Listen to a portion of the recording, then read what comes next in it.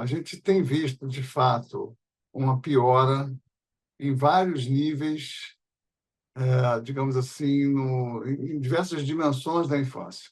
A primeira dimensão que tem registrado perdas é a dimensão cognitiva. A gente está vendo crianças com menos aprendizado, menos capacidade de aprendizado, né? As notas global do PISA, que é esse exame que se faz com 15 anos em vários países ao mesmo tempo, elas vêm caindo desde 2012, consistentemente, no mundo todo. No Brasil, elas estão razoavelmente estáveis, mas num patamar muito baixo, então é difícil avaliar.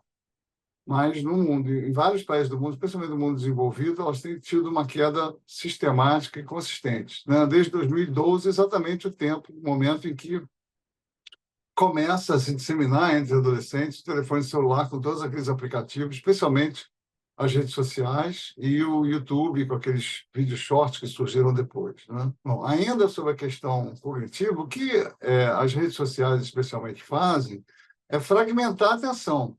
Quando você tem uma sucessão interminável, infinita, de vídeos curtos, de 15 a 30 segundos, bobinhos, superficiais, sem história, sem início, meio e fim, sem o significado, e que se sucedem infinitamente, aquilo vai treinando o cérebro para esse tipo de sequência, vai treinando o cérebro para ser distraído, literalmente.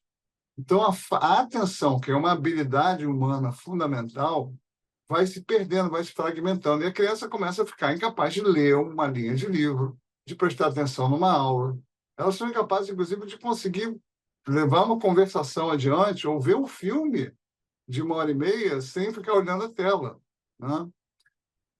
A gente tem que lembrar também que esse tipo de aplicativo, de redes sociais, de vídeos curtos, eles são viciantes por causa desse feed infinito e por causa de uma série de características que é dada pelo algoritmo, que faz com que ele é criado para justamente reter a nossa presença ali. Ele é concebido e aperfeiçoado para gerar vício. E claro que as crianças e adolescentes são mais suscetíveis a esse vício, né? A segunda dimensão que a gente tem que levar em consideração é a dimensão emocional, né?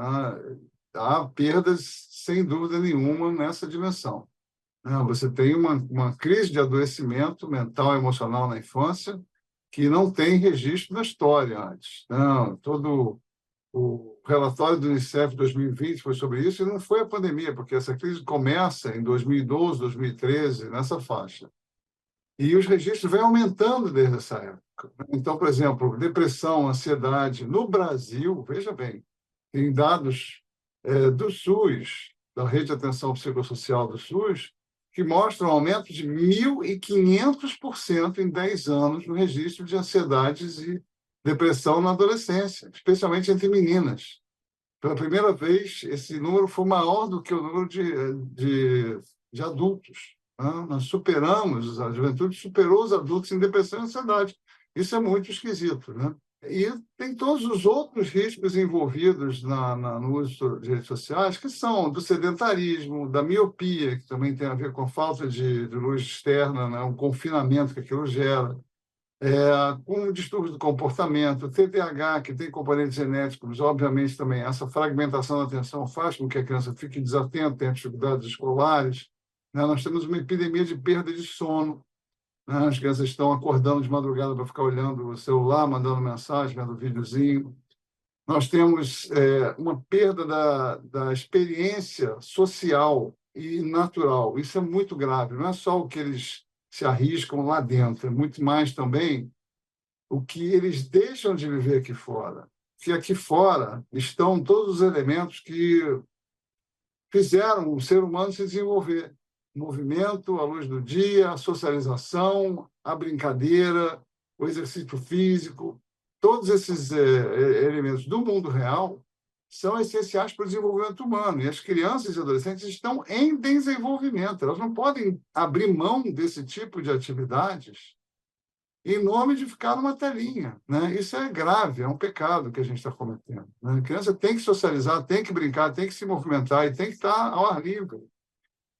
E, é claro, os outros riscos de golpes, de predadores, de pedófilos que migraram para as redes sociais, estão aí aos milhares, de ideologias terríveis, como o neonazismo, todo tipo de ódio, intolerância, extrema-direita, tudo ali na internet, especialmente nas redes sociais. E aí vem agravando, todas essas situações vêm se agravando e levando a um número muito grande de transtornos alimentares, transtornos de ansiedade, pânico, depressão, etc. Então, a situação é muito séria e a gente tem que estar refletindo sobre ela mesmo, né? Sobre as medidas, como a gente faz para evitar que essa crise se agrave, né?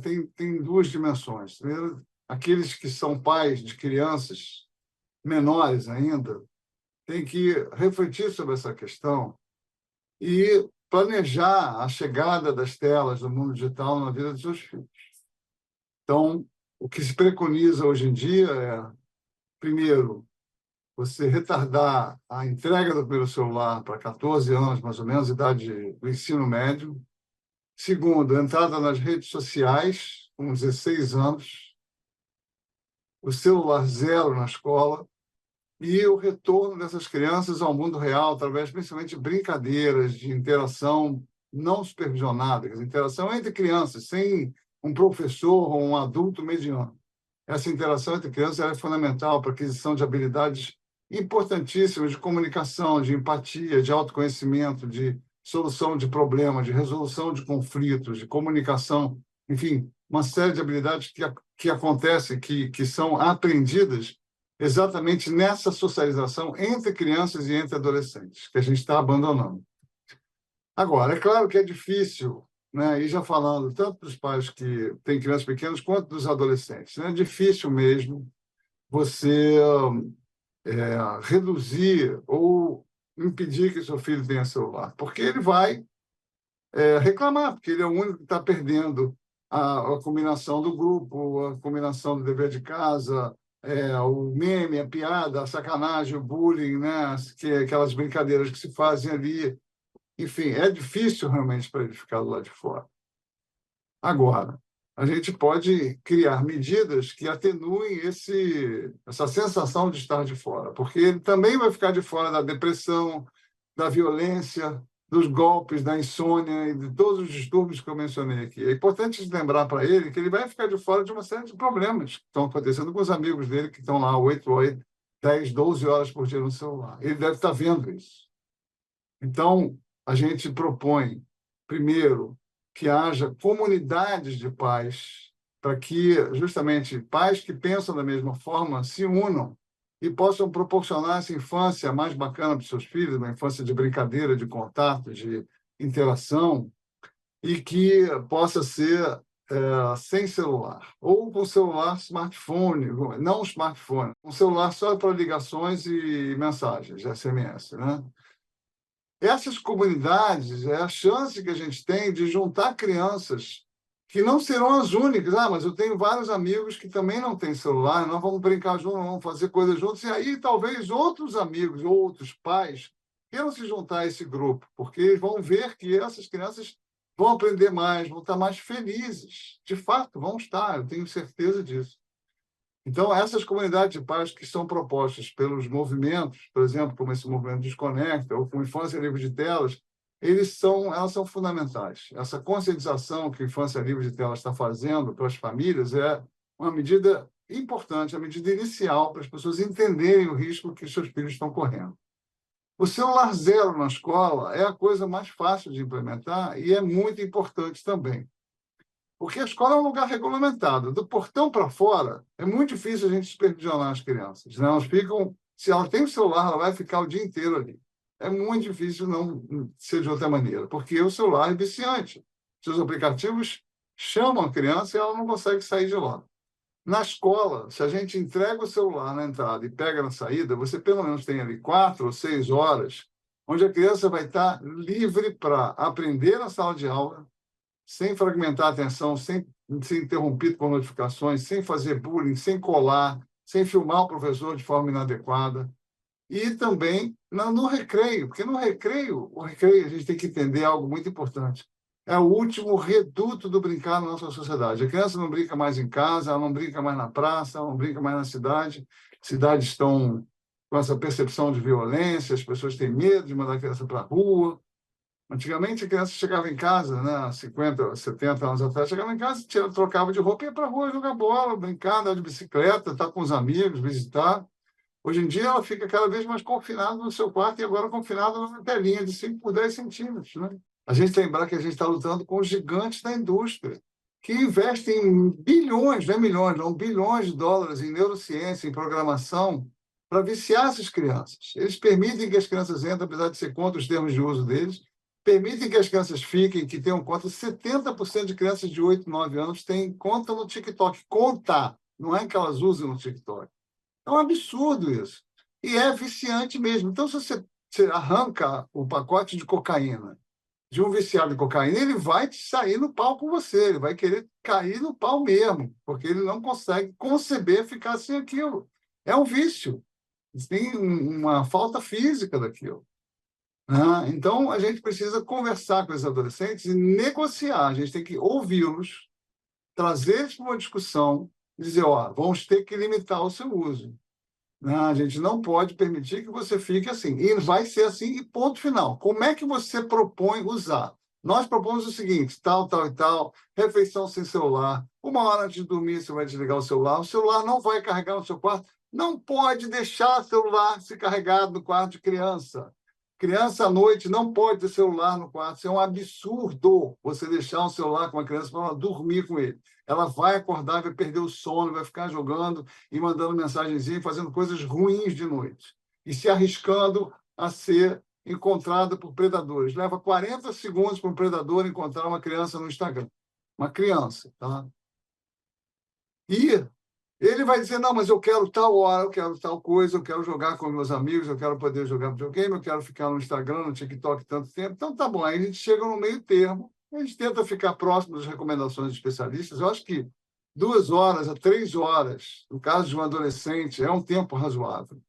E ele vai ter que se comprometer a não abrir mão do sono, a não abrir mão do exercício físico, da brincadeira, do contato com os amigos, das refeições em família. Essas coisas têm que ser preservadas e ponto final. Aí entra o limite dos pais. E mais, os pais precisam supervisionar o uso de celulares para esses adolescentes. Por quê? Porque ali estão todos os perigos do mundo moderno. É basicamente a mesma coisa que você entregar a chave do carro para o seu filho de 12 anos e olha, pode ir, vai lá para Marginal, vai dirigir, tudo bem. Não, não pode, gente. É uma selva aquilo. Então, você tem que cuidar do seu filho como você cuida, melhor do que você cuida do mundo externo. E a gente está protegendo demais no mundo externo e de menos online.